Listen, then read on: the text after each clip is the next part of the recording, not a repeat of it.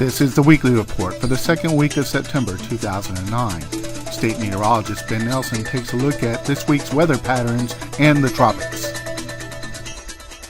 Well, we have a lot of tropical moisture that's going to be impacting the state, unfortunately, just in time for our high school, college, and pro football action that will be taking place throughout Florida during this upcoming weekend. Our main culprit from this moisture, again, is this area of heavy rainfall out in the western Gulf of Mexico. Most of this will progress into Louisiana and areas in the central and western Gulf, but a piece of this associated with a frontal boundary will likely impact Florida, especially as we head through Saturday and Sunday. This is the weather map going into Sunday morning. Areas south of this front will probably have more scattered activity late Saturday afternoon and again on Sunday. But areas along and to the north, these areas in north and central Florida, perhaps more widespread rainfall. You'll notice on the rainfall forecast this weekend, the majority of the heavy rains, 4 or 5 plus inches possible out in Louisiana and Texas, but this will be spreading again along the Panhandle coast and especially North Florida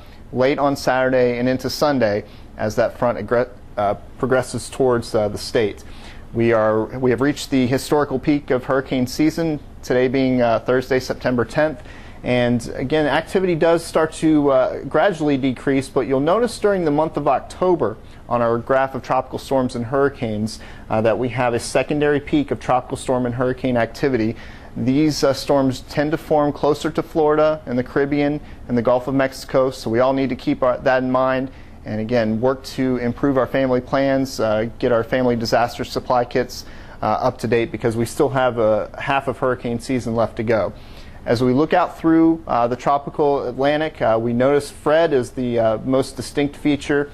We do have a coastal storm also off of New England and some disorganized thunderstorm activity off the Bahamas. But again, Fred peaked at Category 3 hurricane strength on Wednesday, and again the forecast is for Fred to gradually weaken, and that's because the storm's going to eventually head into an area of higher wind shear, which is again denoted here by the oranges and reds on this wind shear map. So that will tend to rip Fred apart, and the official forecast looking through the next 5 days, you'll notice all these dots are very close together heading through the weekend. That's indicative of weak steering currents. So the same time that Fred's being impacted by wind shear, it'll also be moving very slowly. So this hurricane is 3,000 miles away from the state of Florida, and even by the early to mid part of next week, this position out here in the eastern Atlantic is more than 2,000 miles away.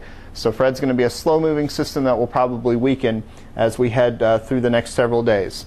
Again, this is a great time to remember to visit floridadisaster.org and get that family plan in place.